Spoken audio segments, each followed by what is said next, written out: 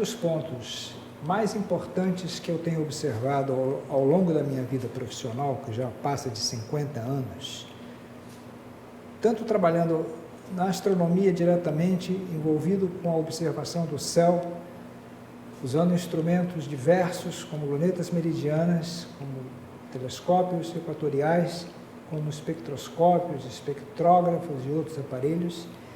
O que mais me chamou a atenção ao longo desse período foi justamente a dificuldade de se visualizar o céu na sua aparência. Isto é, o céu gira em torno da Terra e esse giro é consequência da rotação da Terra. Isso é um problema histórico que confundiu as pessoas durante séculos. Por volta de 1500 para 1600, Copérnico imaginou que as coisas seriam diferentes e que a Terra ela não seria o centro do universo. Então, foi desbancada a Terra e com a concordância de vários filósofos, pensadores e astrônomos da época, como Galileu, por exemplo, o Sol passou a ser o centro. Mas isso não mudou a nossa aparência, porque a Terra, que vai ser representada em nossa conversa aqui, por esse globo escolar, ele vai servir para representar quase tudo que nos interessa numa sala de aula, a rotação dela, ela comanda o espetáculo que nós vemos justamente da aparência de rotação do céu em torno da gente. Vamos ver como é que isso acontece. Em primeiro lugar, esse globo, ele foi utilizado, no momento aqui, com o hemisfério sul virado para cima. Isso atende, em boa parte, ao que eu pretendo mostrar, já que o Brasil, geograficamente, tem quase a totalidade de sua área ao sul do Equador, portanto, no hemisfério sul. Nós nos situamos na parte externa da Terra. Vejamos, por exemplo, exageradamente, muito exageradamente, a nossa representação, por exemplo, no Rio de Janeiro. Nós aparecemos em pé no Rio de Janeiro, mas também nós apareceríamos em pé na África do Sul. Bem, como é que fica então a situação? Está em pé no Rio de Janeiro ou está em pé na África do Sul?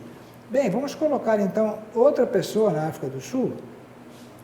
Nós temos a sensação sempre de estarmos em pé no lugar que nós ocupamos na superfície da Terra. Isso se deve essencialmente à ação da gravidade, que faz com que nós nos sintamos atraídos para o centro da Terra. Veja que eu estou colocando 4 representantes nossos aqui em situações geograficamente diferentes. Se eu me afastasse momentaneamente, imaginariamente, num super foguete rapidíssimo e olhasse a situação, eu veria mais ou menos isto. Posso virar, depende do observador em que lugar esteja, entende? Mas cada um de nós, em qualquer ponto da Terra, vai ter sempre a sensação de estar em pé. Bem, vamos considerar o nosso primeiro boneco. Vamos colocá-lo em uma posição já conhecida nossa aqui no Rio de Janeiro. Vamos acrescentar, no entanto, um dado a mais. Eu vou colocar um plano representado por esse CD e vamos colocar, então, o boneco sobre esse plano. Tudo que está acima desse plano representa o céu que nós vemos. O que está abaixo, o que nós não vemos. Reparem que se eu mudar de posição, vamos para o sul da América do Sul. A situação seria mais ou menos essa.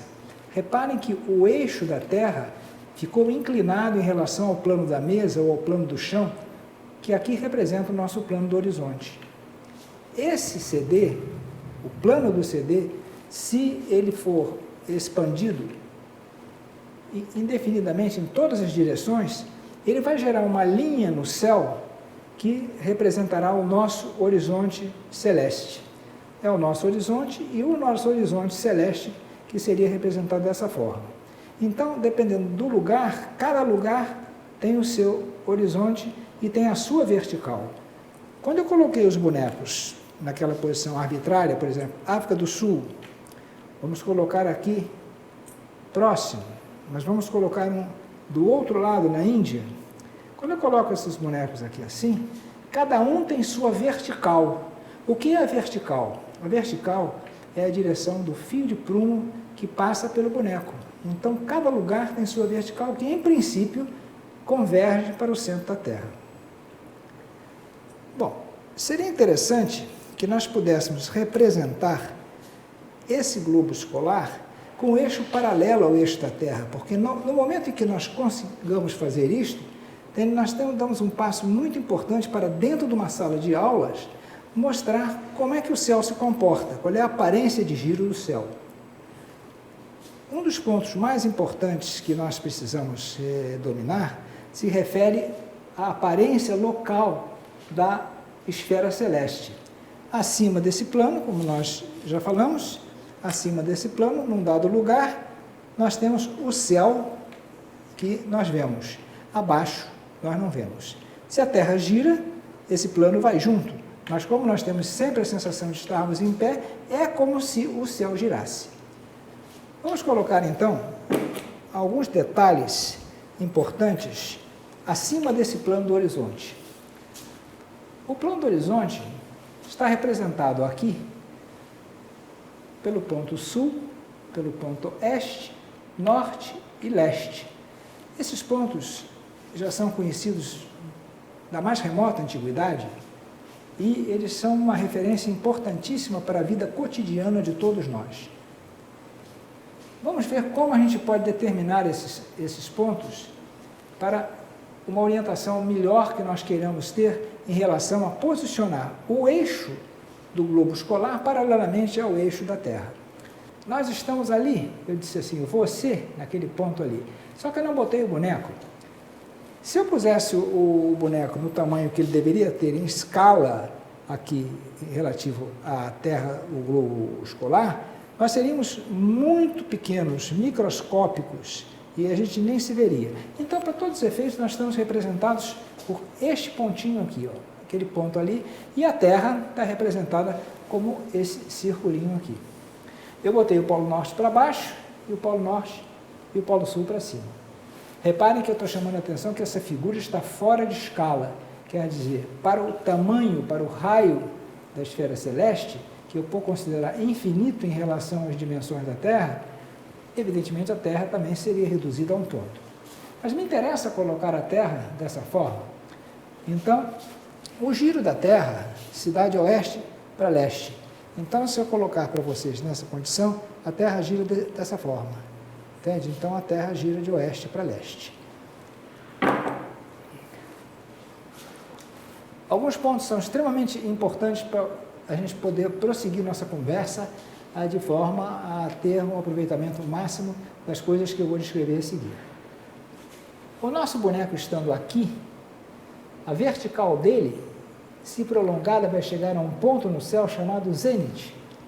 É o ponto mais alto do céu. Por um lado estaria o norte, do outro lado estaria o sul, e, observem bem, eu vou colocar de propósito o globo outra vez numa posição, tá? Que pareceria um pouco com a figura. Vamos colocar o boneco, digamos, na Patagônia, sul da América do Sul. Então, reparem só que situação interessante. O eixo do globo escolar está mais ou menos parecido com esse desenho que eu fiz aqui. E esse ângulo aqui, esse ângulo que eu risquei em verde aqui, é praticamente igual à latitude do lugar. Isso é importante do ponto de vista astronômico.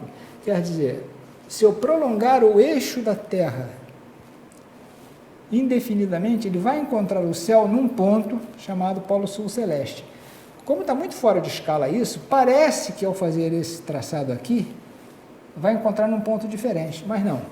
As distâncias são tão grandes, comparadas com as dimensões da Terra, que todas as linhas que eu traçar, partindo da Terra e das cercanias da Terra, elas vão encontrar o Polo Sul Celeste desde que sejam paralelas ao eixo da Terra. Então, isso é extremamente importante. Qualquer linha que eu traçar daqui, ou daqui, nas cercanias, a distância comparada é muito diferente e é tão pequena que eu posso admitir que todos vão se encontrar no Polo Sul Celeste. Existe o outro polo, mas que não aparece para nós aqui, que é o polo norte celeste. No polo sul celeste não existe nenhuma estrela notável, brilhante, em que seja fácil a gente identificar, mas já no polo norte celeste existe a estrela polar no momento, que é uma estrela de segunda grandeza e serve de referência, serviu ainda de referência para muitos navegantes, mesmo em algum passado não tão distante.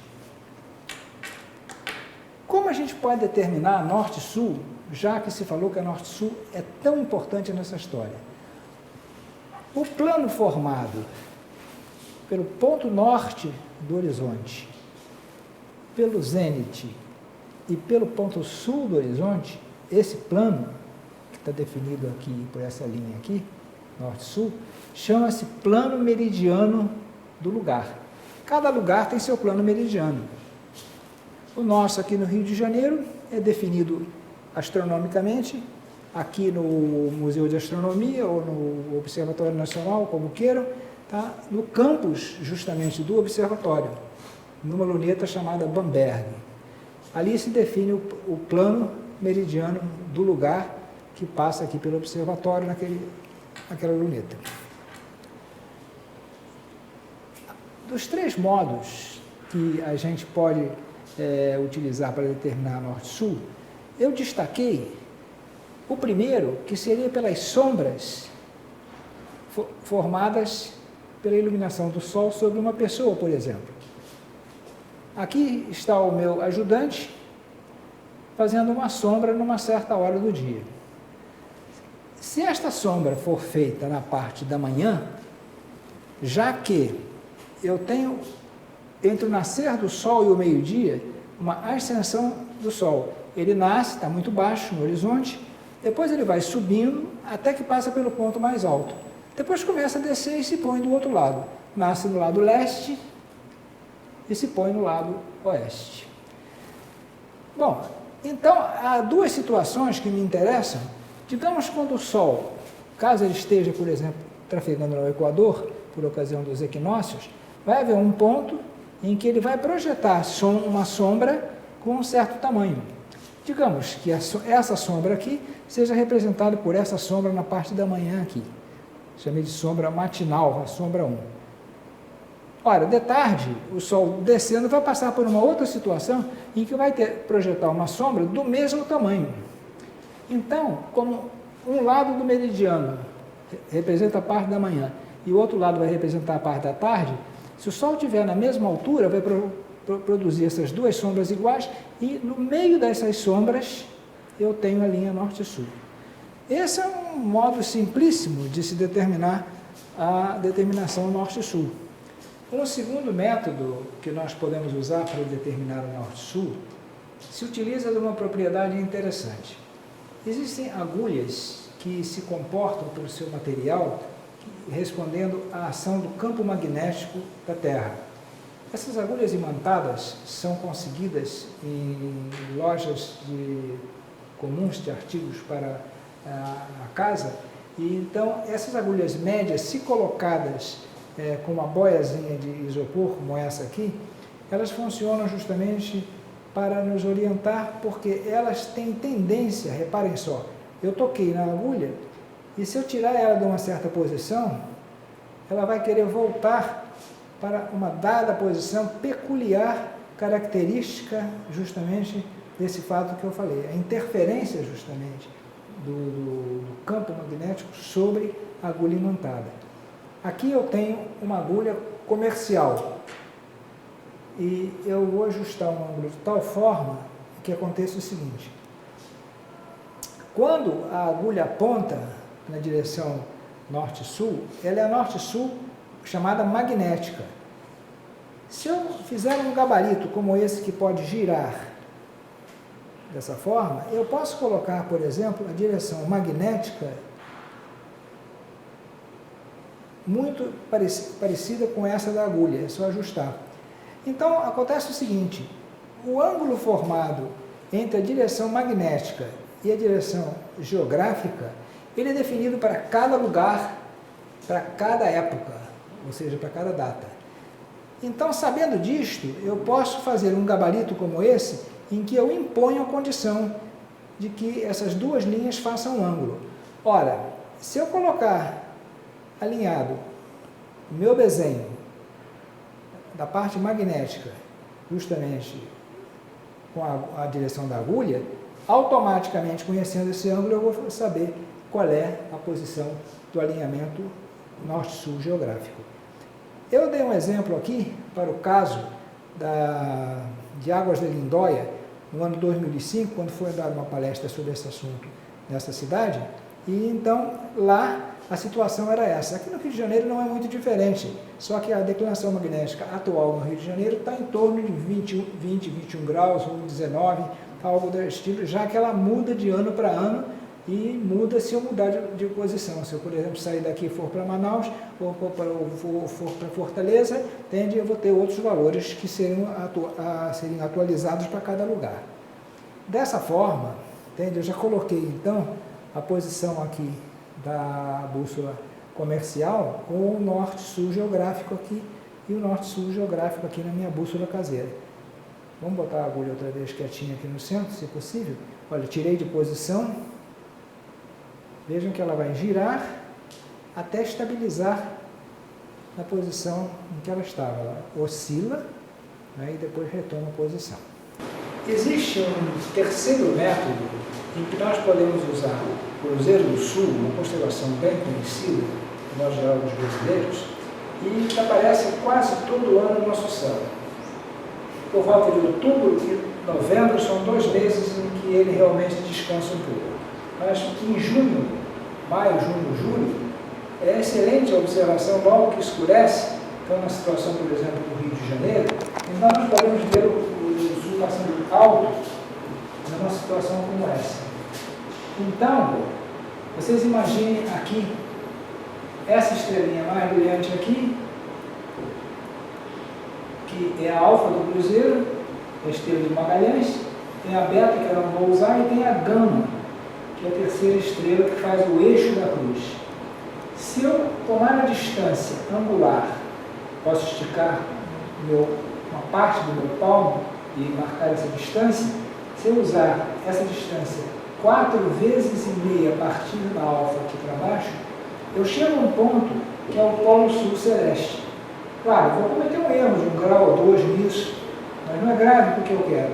Daqui, se eu baixar uma perpendicular até o horizonte, eu encontro o ponto sul cardial.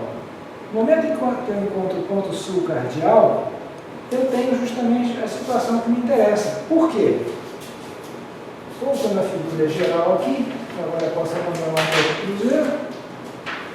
Nessa figura geral anterior, a representação é sempre vista de cima assim: sul, oeste, norte e leste.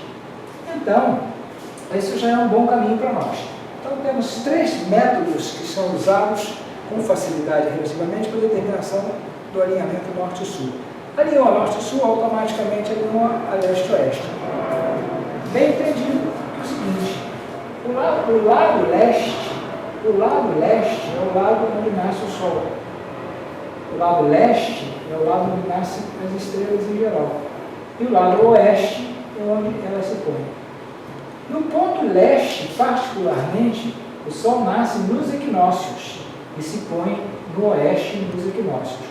Fora isso, o Sol caminha um pouco para cá e um pouco para cá no céu.